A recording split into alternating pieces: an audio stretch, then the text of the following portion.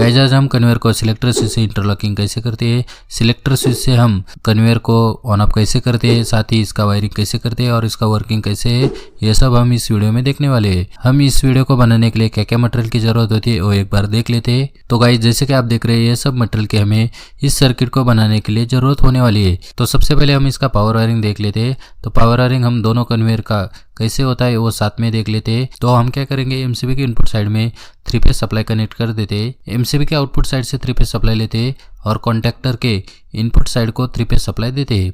उसके बाद हम क्या करेंगे, ओवरलोड रिले को हम कॉन्टैक्टर के आउटपुट टर्मिनल को कनेक्ट कर देते हैं। ओवरलोड रिले के आउटपुट साइड से हम 3 फेज सप्लाई लेते हैं और कन्वेयर के मोटर को 3 फेज सप्लाई कनेक्ट कर देते हैं। हमने अभी दोनों कन्वेयर का पावर वायरिंग कैसे होता है वो देख लिया है, तो हम इसका कंट्रोल वायरिंग देख लेते हैं। तो हम क्या करेंगे, एक सिंगल फेज सप्लाई लेते हैं और सिंगल पोल एमसीबी के इनपुट साइड को कनेक्ट कर देते हैं। सिंगल पोल एमसीबी के आउटपुट साइड से एक वायर को कनेक्ट करते हैं और उस वायर को हम सिलेक्टर स्विच के कॉमन टर्मिनल को कनेक्ट कर देते हैं। सिलेक्टर स्विच में टोटल 4 टर्मिनल दिख रहे हैं। 4 टर्मिनल का क्या यूज होता है वो देख लेते हैं। सबसे पहला टर्मिनल रहता है जो कि हमारा रहता है कॉमन टर्मिनल। उसके बाद जहाँ पे हमारा 1, 2 और 3 लिखा होता है वो रहता है हमारे आउटपुट टर्मिनल। यह सब कॉन्टैक्ट हमारे एनोड कॉन्टैक्ट रहते हैं। मतलब जब कॉमन में फेज होगा और सिलेक्टर स्विच 1 पे होगा तो जो सप्लाई कॉमन में दिया है वो सप्लाई हमारा 1 पे आएगा। वैसे हमारे 2 और 3 का काम रहता है। तो जैसे कि आप देख रहे हैं हमने एमसीबी के आउटपुट साइड से एक वायर को ले लिया है और सिलेक्टर स्विच के कॉमन टर्मिनल को कनेक्ट कर दिया है। उसके बाद हम क्या करेंगे, सिलेक्टर स्विच के 3 नंबर टर्मिनल से एक वायर को कनेक्ट करते हैं और उस वायर को हम ओवरलोड रिले के एनसी टर्मिनल को कनेक्ट कर देते हैं। ओवरलोड रिले के दूसरे साइड एनसी टर्मिनल से एक वायर को कनेक्ट करते हैं और उस वायर को हम कॉन्टैक्टर के ए प्लस टर्मिनल को कनेक्ट कर देते हैं। सेम वायरिंग हम दूसरे कन्वेयर के लिए करने वाले हैं। तो हम क्या करते हैं, सिलेक्टर स्विच के 1 नंबर टर्मिनल से एक वायर को कनेक्ट करते हैं और उस वायर को हम ओवरलोड रिले के एनसी टर्मिनल को कनेक्ट कर देते हैं। उसके बाद ओवरलोड रिले के दूसरे साइड एनसी टर्मिनल से एक वायर को कनेक्ट करते हैं और उस वायर को हम दूसरे कॉन्टैक्टर के ए प्लस टर्मिनल को कनेक्ट कर देते हैं। अब हमारे कॉन्टैक्टर को चालू होने के लिए चाहिए न्यूट्रल। तो हम क्या करेंगे, एमसीबी के आउटपुट साइड से न्यूट्रल को एक वायर को कनेक्ट करते हैं और उस वायर को हम पहले कॉन्टैक्टर के ए माइनस टर्मिनल को कनेक्ट कर देते हैं।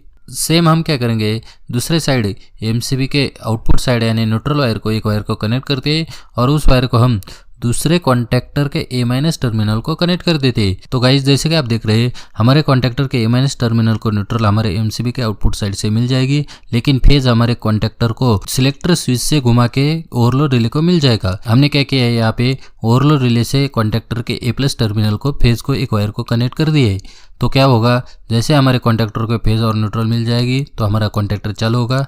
जैसे हमारा कॉन्टैक्टर चालू होगा तो हमारे मोटर के टर्मिनल को 3 फेज सप्लाई मिल जाएगा जिससे हमारी मोटर चालू होगी। तो गाइज यहाँ पे हमारा वायरिंग हो गया है। तो हम इसका वर्किंग कैसे होता है वो एक बार देख लेते हैं। तो यहाँ पे हम क्या करेंगे, 4 पोल एमसीबी को चालू करते हैं। जैसे हम 4 पोल एमसीबी को चालू करते हैं तो 3 फेज सप्लाई हमारे कॉन्टैक्टर के इनपुट टर्मिनल को मिल जाएगा। लेकिन जब हमारा कॉन्टैक्टर बंद होगा तो हमारे कॉन्टैक्टर के आउटपुट साइड को 3 फेज सप्लाई नहीं मिलेगा जिससे हमारी मोटर चालू नहीं होगी।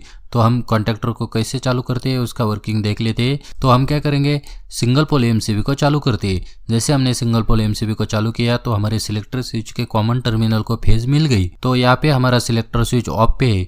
जैसे हमारा सिलेक्टर स्विच ऑफ पे होगा तो हमारे कॉन्टैक्टर के ए प्लस टर्मिनल को फेज नहीं मिलेगी। लेकिन जैसे हम सिलेक्टर स्विच को 3 पे करते हैं तो जैसे हम 3 पे करते हैं तो क्या होगा दोस्तों, हमारे पहले कॉन्टैक्टर के ए प्लस टर्मिनल को फेज मिल जाएगी। न्यूट्रल तो हमने डायरेक्टली दे दिया है जिससे हमारा कॉन्टैक्टर चालू होगा। जैसे हमारा कॉन्टैक्टर चालू होगा जिससे हमारा पहला कन्वेयर घूमना चालू होगा। यहाँ पे जब हमने 3 पे किया है तो हमारा दूसरा कन्वेयर बंद है, यानी हमारा दूसरा कॉन्टैक्टर को फेज नहीं मिली।